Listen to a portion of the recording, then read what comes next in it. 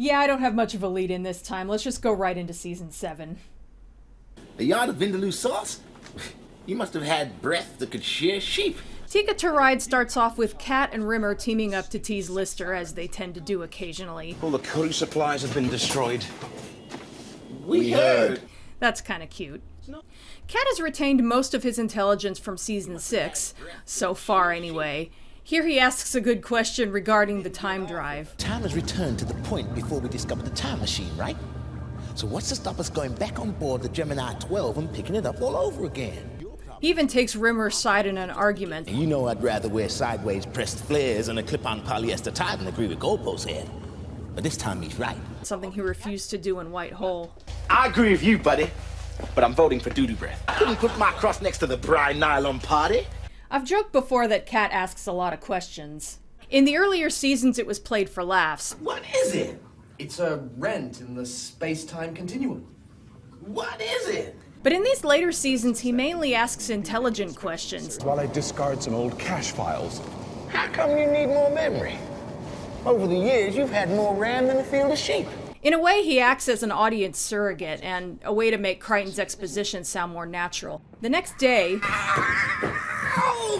the dancing has returned. It's actually been a while since he did a twirl like that. Later on, I've always been a bit of a technical whiz when it comes to these kind of gizmos. since when? Dallas, 63, no doubt about it. I love how he just sticks out of the window holding a rifle. Really smooth there, Kat. What would have saved Kennedy's life? Is that bad? What kind of a dude was he? More questions, this time about Kennedy. But you guys said Kennedy was a great prez. It really is a good way to go over this info in a natural-sounding way. Obviously, Kat wouldn't know much about human history aside from fashion and music, so he wouldn't know about JFK, and now that he's been dropped in the middle of it, he's wondering about it. The joke here is kind of cute. Kat smells this corpse and gets just about everything about it wrong. Male, mid-30s. Last meal, a soft beef sandwich with extra mayo and a gherkin. Eric White, single, vegetarian. I bet I'm right about the gherkin, though. But what happened to his sense of smell? That was kind of a big deal in season 6. So am I right in thinking there's a chance I could get a major nuclear explosion all over this suit? Because I'm telling you guys, that stuff does not dry clean. However, it's never out of character for Kat to be more worried about his clothes than his life. Later on, That's not chicken, sirs. It's that man we found. Kat reacting badly to having just eaten barbecued human is interesting. Back in season 2, he said this line. I'm so hungry, I just have to eat. Rimmer's dad's died. I prefer chicken. Actually, that's kind of funny because he thought this was chicken at first. Chicken's good. For what it's worth, I've heard human flesh tastes more like pork. I knew it didn't smell right. Oh my God. But yeah, he's super upset about it. Right, let's get out of here.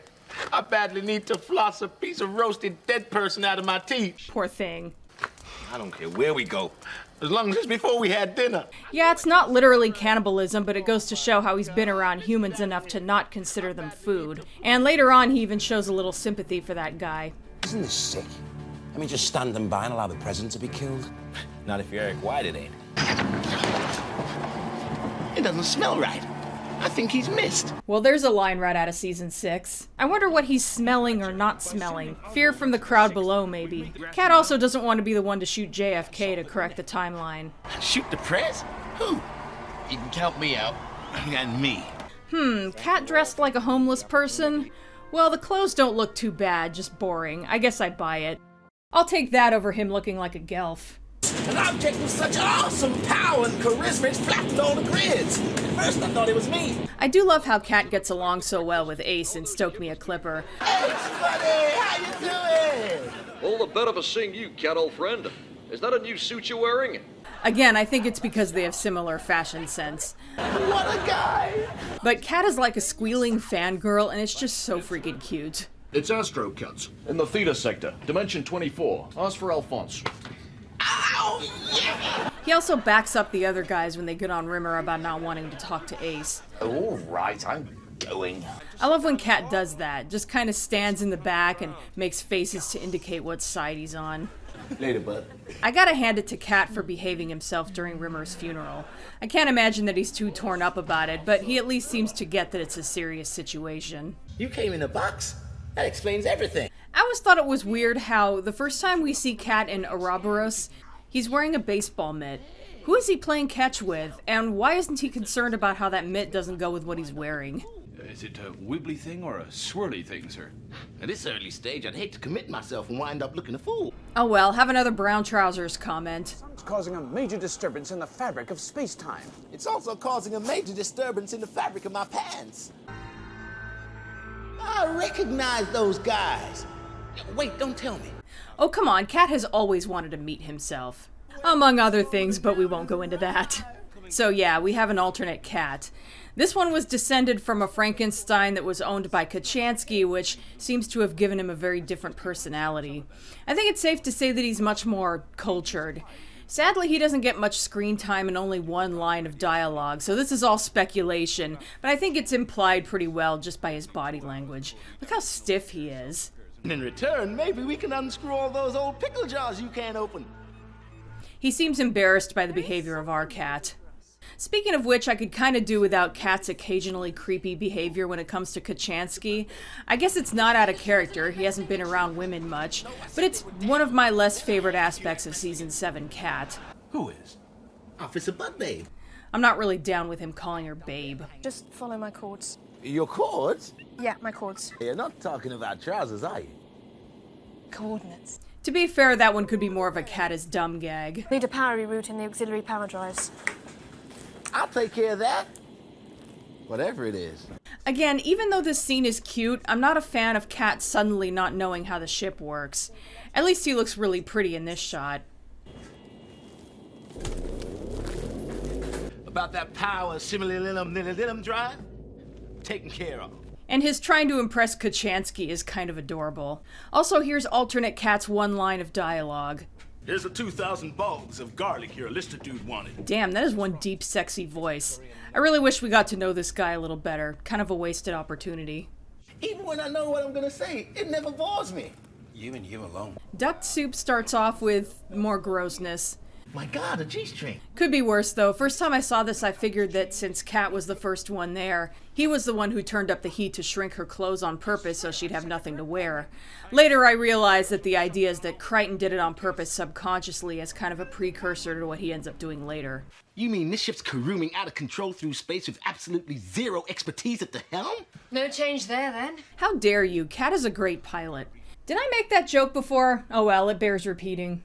I'm honestly kind of annoyed that she insulted Cat on the one thing he does well. Then again, it's not Season 6 anymore. Maybe his piloting skills went down.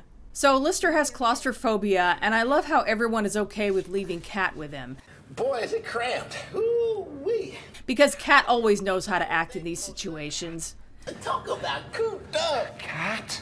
And he's not even doing it on purpose. He just has no filter, basically. How comes you didn't get it when we was in that tunnel when all the walls and I don't always get it, okay? He is trying, though, which is something.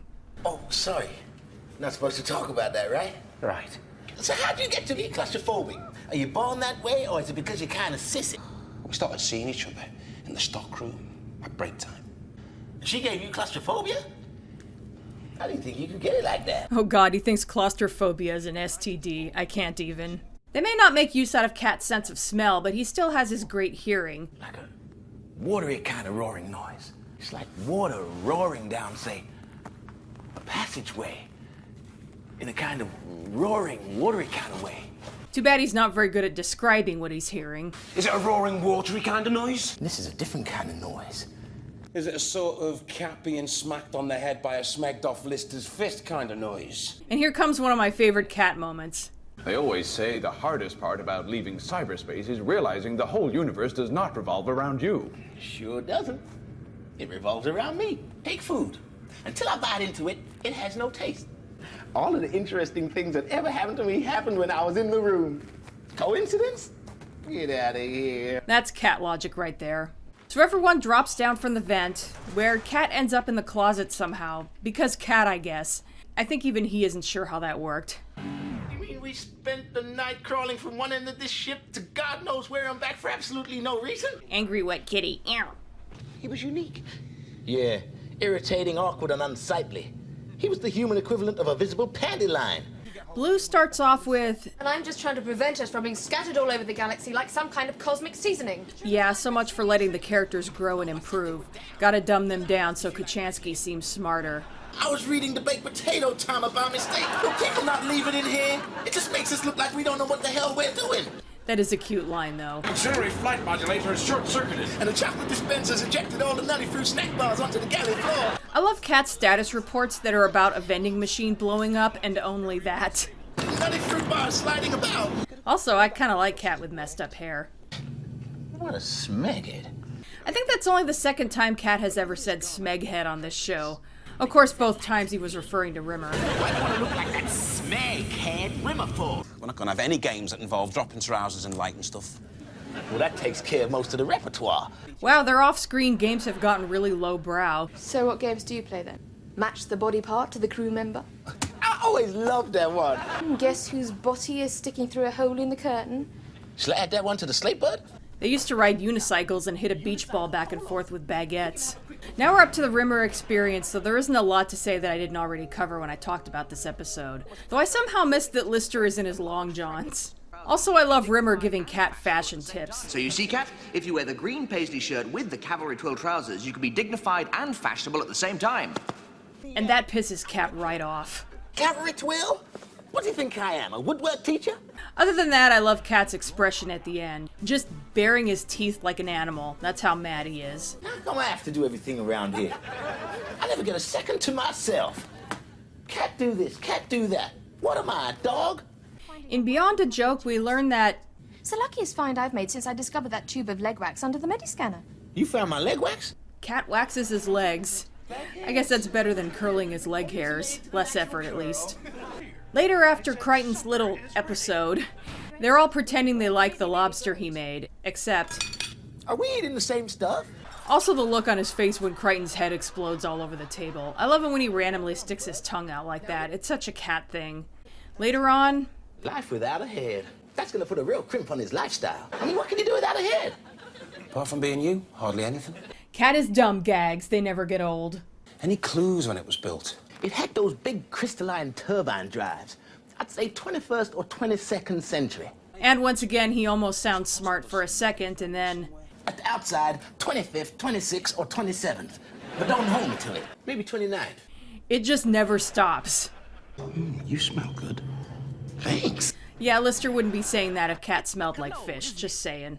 Speaking of things I don't believe for a second, Cat willingly looking like a gelf is pretty much at the top of that list. Though the way he does the voice is funny.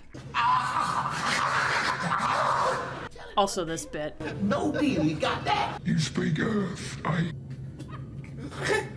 Fun fact, I don't think Danny knew that he was going to be shown with the headpiece off. Notice that his hair is cornrowed. That's something that Cat wouldn't have to do. The only reason I can think of is if we planted something on the Centauri and we knew it was going to blow any second. But we haven't. No, we haven't. I love this bit where Kachansky comes up with this plan where they have to act as if they've planted a bomb, and Cat just can't quite wrap his head around it. So wait a minute. Even though we didn't plant a bomb, the only thing that really explains what we're doing is if we did. Which we didn't. But we must have. Because otherwise what we're doing is totally nuts. Exactly. All in a day's work for Confuser Cat. You can have anything you want from the wardrobe. I can? Great! I need some hangers. On to Epideme. What is that thing? Allotropically modified, surrounded by an envelope of luminous gases. Thanks. That's most helpful. What is it? That's cute. Here's also a bit where Cat talks about his lack of education. That's why sometimes I don't know stuff. Like, well, practically everything. That's kind of precious. Also... Was this because you brought yourself up, sir? Right. Geez, creators, I know you weren't thrilled with how Waiting for God came out, but you didn't have to retcon the Cat Priest. There was no one else around, so I had to teach myself. And seeing as I didn't know anything to begin with, lessons were long and slow.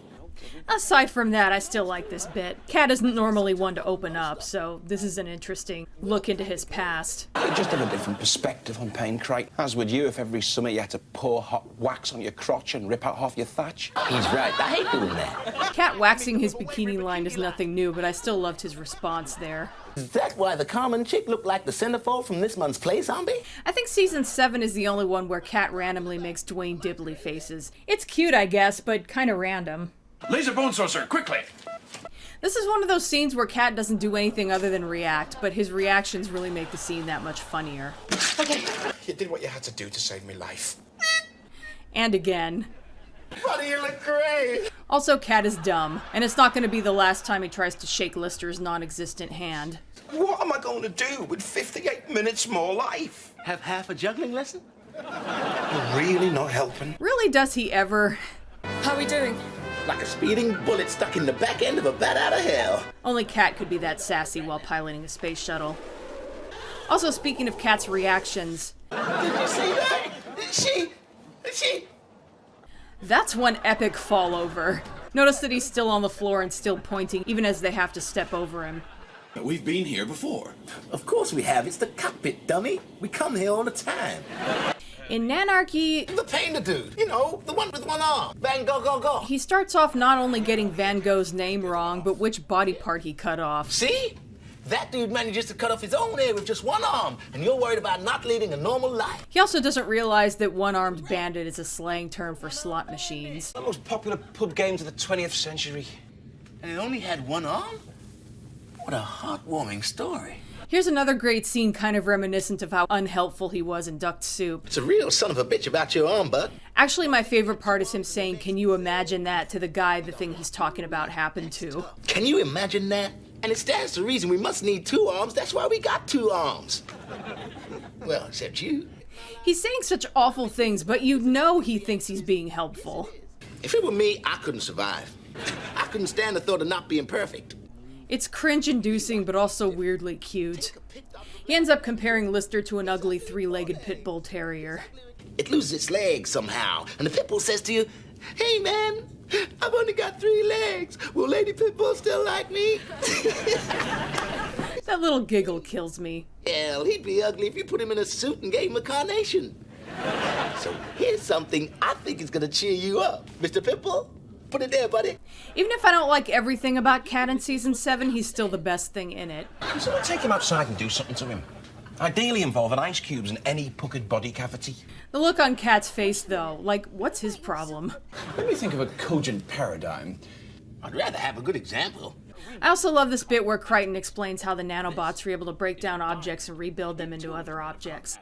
It's possible to make diamonds out of pencils? He's like, I learned something today. You thinking what I'm thinking? I'm thinking wearing leather underpants with silver studs is a real mistake if you put them on inside out. Okay, Pinky. I'm thinking about a wooden mallet, you and ice cubes again. And Cat gives him that confused look again. He really just doesn't know what Lister's problem is. Hey, feels like the storm's easing off. Come see for yourself. I feel like Cat only said that so he wouldn't have to go back out there alone. Finally, I love how Cat doesn't notice right away that Red Dwarf is way bigger than it's supposed to be. Guys, we got a problem. So that's Cat from Season 7. Unfortunately, he's been dumbed down from Season 6, and that's too bad. His dumb moments are funny, but I really liked that he was basically growing and improving up until this point. He actually earned some respect in Season 6, and while he's still useful in the sense that he can still pilot Starbug, he's lost a lot of credibility. As far as his look goes, there's kind of a lot of eyeshadow now, though the lip part is inconsistent. Sometimes he seems to be wearing lip gloss, other times not, and don't even get me started on this look at the end of Nanarchy. As far as his hair is concerned, it's a bit like Season 6, but more brown than black, a bit more poofy again, and the ponytail, instead of being a neat little curl, is kind of separated out and is secured with a black ribbon tied in a little bow. I actually like that. It looks a bit colonial.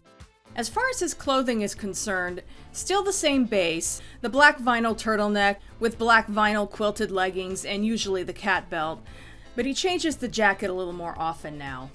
In the beginning of Tika to Ride, he's wearing a gorgeous long purple velvet blazer with a pin that's a little hard to make out.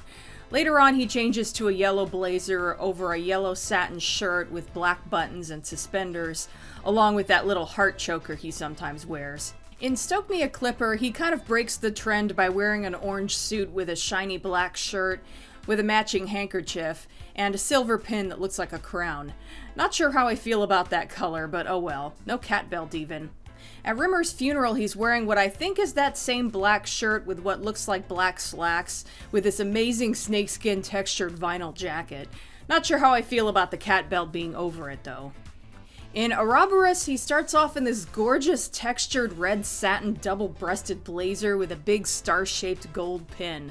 I love this outfit, and I hate that he changes it later, especially since it's just the peach-colored jacket from Sirens, only with the cat belt this time. Alternate Cat is wearing pants and a waist-length jacket that are made out of the same brown leopard print, with the gold version of the cat belt and some kind of silvery gray turtleneck. That's a lot of leopard print, but I guess he pulls it off. In Duck Soup, he wears another zebra print jacket, only this one is waist-length and he wears it with black gloves. I have no idea why Kachansky is wearing his jacket near the end. Not only is it out of character for him to share, well, anything of his, but especially his clothes, but the disaster they're trying to avoid is Starbug flying into the sun, and it's very hot inside. Like, I think she can handle getting wet without catching pneumonia, guys. And this is the only time we get to see Kat's vinyl outfit without a jacket covering most of it, and he's in the dark. Damn it. In Blue, Kat starts off wearing, well, blue. Okay, more like a turquoise blazer that looks velvety and has the little crown pin from Stoke Me a Clipper. Later, it's a pink blazer that also looks velvety and has a black pin that looks vaguely like a corsage.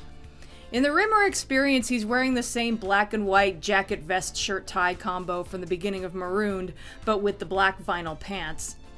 I hate how much his hair looks like a wig, but I do like the big poofy bow in the back. In Beyond a Joke, he starts off wearing a leopard print jacket that I could have sworn I'd seen before, but nope. I guess he's just worn that much leopard print that I'm getting confused. Anyway, it's longish with black trim, and he's wearing it with the gold cat belt on the outside and a gold heart-shaped necklace, which he has worn several times before. I won't go into what he wears in the game. It suits his personality and works for the time period, so I get why they chose it, but I'm not a fan, especially since there's facial hair involved. And later on, he wears that same orange suit from Stoke Me a Clipper again. In Epideme, he starts off wearing a fuzzy lime green jacket with the sparkly black shirt and heart choker from Stoke Me a Clipper with the black corsage-looking pin from Blue.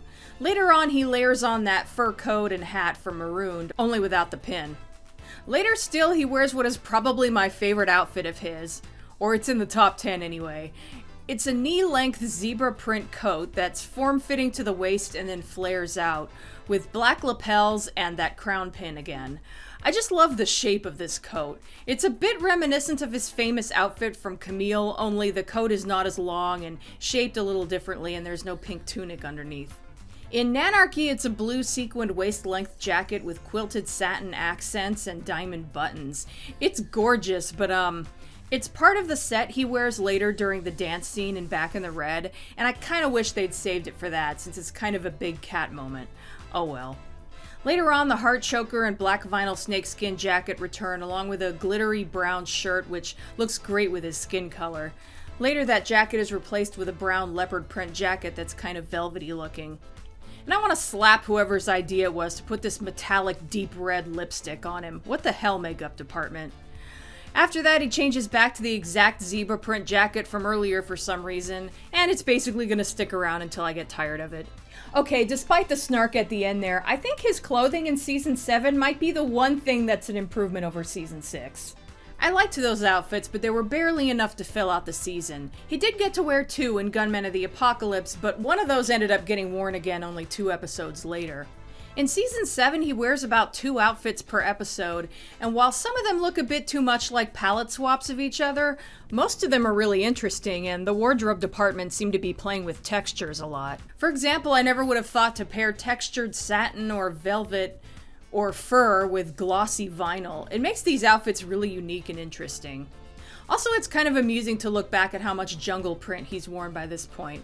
I wasn't kidding when I said I thought he'd worn this jacket before. I honestly went back and looked, and no, he didn't. Similar ones, sure, but not this exact one. So that's about all I have to say about Kat in Season 7. Next up will hopefully be Seasons 8 and 9 in the same video, but I'm always flying by the seat of my pants with this series, so who knows. Either way, see you then.